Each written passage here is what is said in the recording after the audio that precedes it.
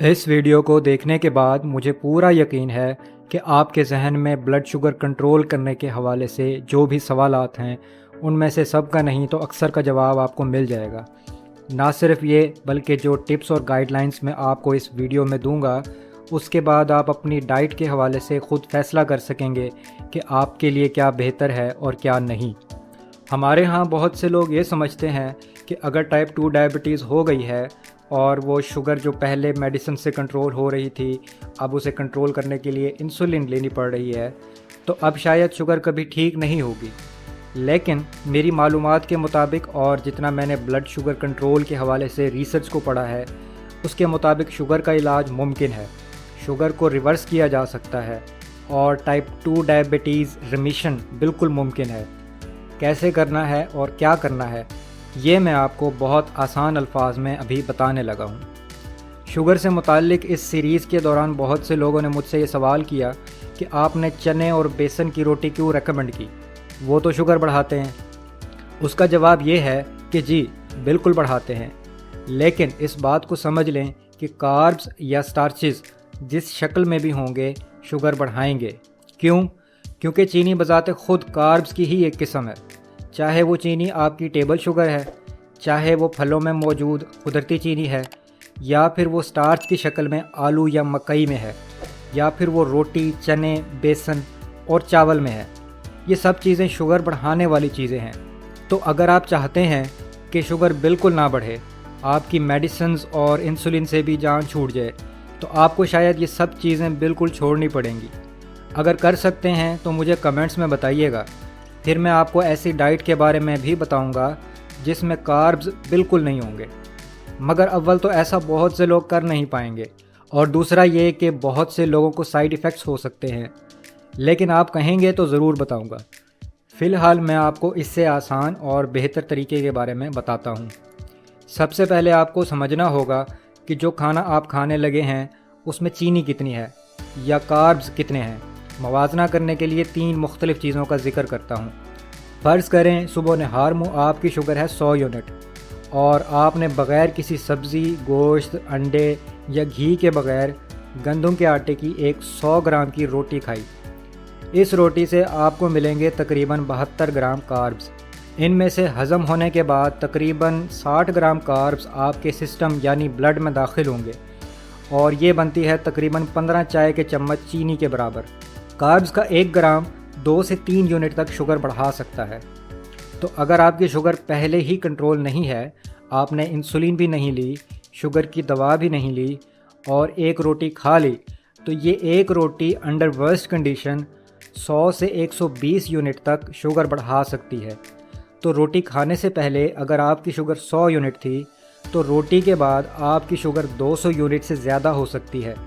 یہی اگر خالص گندم کے آٹے کی یعنی بغیر چھان والے بالکل سفید آٹے کی روٹی ہوتی تو شوگر میں اضافہ 200 یونٹ سے بھی زیادہ ہو سکتا تھا، یعنی شوگر میٹر پر آپ کی شوگر 300 یونٹ سے بھی زیادہ ہو سکتی ہے۔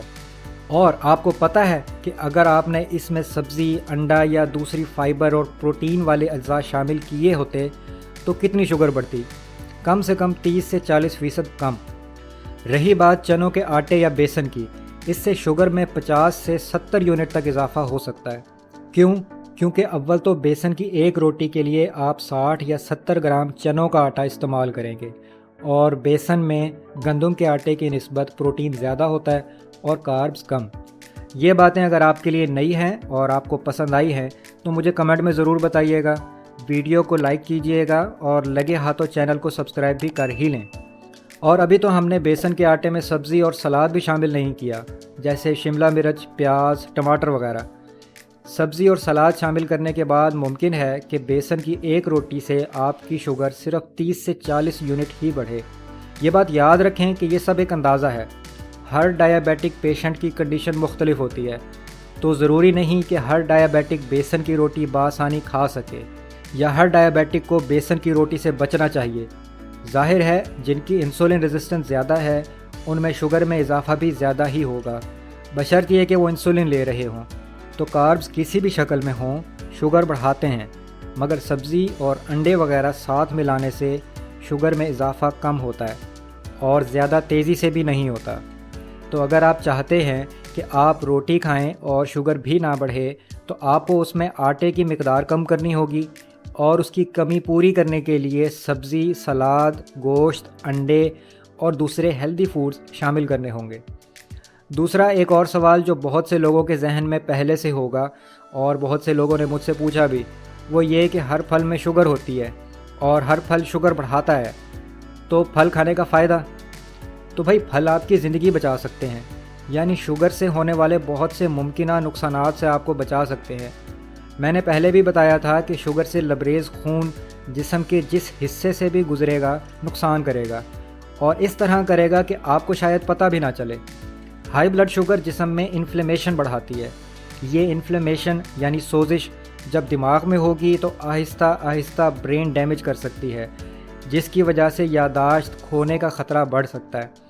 اسی طرح یہ انفلیمیشن آپ کے گردوں میں ہوئی تو گردے فیل ہونے کا خطرہ، اور یہی انفلیمیشن اگر آپ کی آنکھوں میں ہوگی تو نظر کی کمزوری کا خطرہ، اور جب یہ انفلیمیشن آپ کے ہاتھ اور پاؤں کی نروز کو متاثر کرتی ہے تو ڈائیابیٹک نیوروپیتھی کہلاتی ہے، جو کہ شوگر کی علامات میں سے ایک بڑی واضح علامت ہے جو تقریباً ہر ڈائیابیٹک پیشنٹ کو ہوتی ہے۔ تو پھلوں میں موجود اینٹی آکسیڈنٹس اور وائٹامنس آپ کو ان سب نقصانات سے بچا سکتے ہیں۔ نہ صرف یہ بلکہ کچھ پھل ایسے بھی ہیں جو تحقیق کے مطابق انسولین سینسیٹیوٹی بھی بہتر کرنے میں مدد کرتے ہیں۔ تو آپ روٹی کھائیں یا نہ کھائیں، پھل لازمی کھائیں۔ اب سوال یہ پیدا ہوتا ہے کہ پھل کھانے کون سے ہیں؟ اس کے لیے آپ کو دیکھنا یہ ہے کہ اس پھل میں فائبر کتنا ہے، اس کا جی آئی یعنی گلائسیمک انڈیکس کیا ہے، اور اس کا جی ایل یعنی گلائسیمک لوڈ کتنا ہے۔ اگر یہ بات سمجھ آ جائے تو آپ اپنے لیے پھل کا انتخاب خود کر سکتے ہیں۔ مثال کے طور پر سیب کا گلائسیمک انڈیکس ہے 30 سے 45 کے درمیان، کچے سیب کا 30 سے 35 کے درمیان، اور پکے سیب کا 40 سے 45 کے درمیان۔ یہ شوگر بڑھائے گا، لیکن اتنی زیادہ بھی نہیں اور اتنی تیزی سے بھی نہیں جتنی تیزی سے گندم کی روٹی یا چینی بڑھاتی ہے۔ تو زیادہ تر ڈائیابیٹک پیشنٹس ایک سیب کھا سکتے ہیں، کچا یعنی سبز سیب کھا سکتے ہیں تو اور بہتر ہے، مگر کتنا کھائیں گے؟ سیب کا گلائسیمک لوڈ یعنی جی ایل ہے تقریباً 4 سے 6 کے درمیان، بالکل بہترین رینج ہے۔ اندازاً شوگر میں اضافہ تقریباً 10 سے 15 یونٹ کچے سیب کا اور 20 سے 30 یونٹ پکے سیب کا۔ اگر پھر بھی آپ کو لگتا ہے کہ ایک سیب کھانے کے بعد شوگر زیادہ بڑھ رہی ہے تو ایک کی جگہ آدھا سیب کر لیں۔ کم کھائیں مگر سیب سے اینٹی آکسیڈنٹس ضرور لیں۔ اسی طرح ایک مثال آم کی دیتا ہوں، اس کا جی آئی بھی زیادہ ہے اور جی ایل بھی۔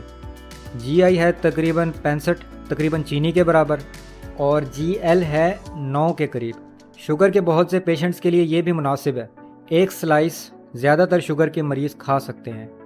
تو جو بھی پھل آپ کے موسم اور علاقے کا ہے اسے آپ ایک دفعہ گوگل کر لیں، اس کا جی آئی اور جی ایل جتنا زیادہ ہو اس کی مقدار اتنی ہی کم کرتے جائیں۔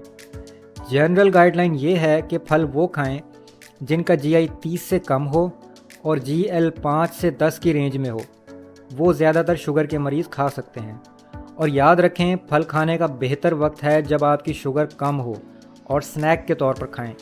پھل کھانے سے پہلے اور بعد میں شوگر چیک کر لیں گے تو آپ کو اس سے بھی اندازہ ہو جائے گا کہ آپ کی شوگر کتنی بڑھتی ہے، اور اس سے آپ کو اپنے لیے پھل کا انتخاب کرنے میں زیادہ آسانی ہو جائے گی۔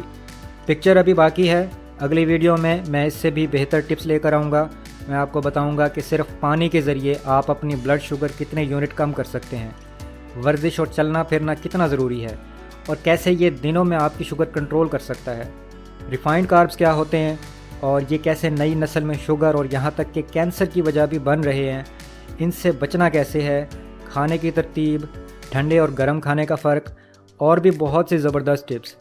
تو چینل کو سبسکرائب کر لیں، اور اس ویڈیو کے حوالے سے کوئی بھی سوال ہو تو کمنٹس میں بلا جھجک پوچھیں۔ میں ڈاکٹر نہیں ہوں، مگر میں اپنی ویڈیوز آپ لوگوں کے لیے باقاعدہ تحقیق اور پوری محنت سے بناتا ہوں تاکہ آپ تک سچ اور مستند معلومات پہنچے۔ پسند آئی تو لائک ضرور کیجئے گا، اور آپ کے احباب میں جو شوگر کے مریض ہیں ان کے ساتھ بھی شیئر کیجئے گا تاکہ ان کا بھی بھلا ہو۔ اپنا ڈھیر سارا خیال رکھیے گا، خوش رہیں، فی امان اللہ۔